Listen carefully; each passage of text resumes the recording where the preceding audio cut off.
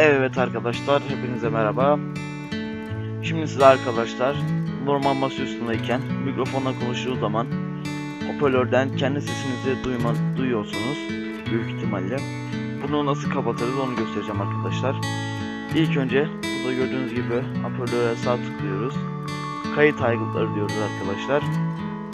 Şu an mesela gördüğünüz gibi sesimi algılıyor mikrofon, fakat ben kendi sesimi şu an duymuyorum. Buna sağ tıklayıp arkadaşlar özellikler diyoruz. Buradan dinle diyoruz arkadaşlar. Bu aygıtı dinle.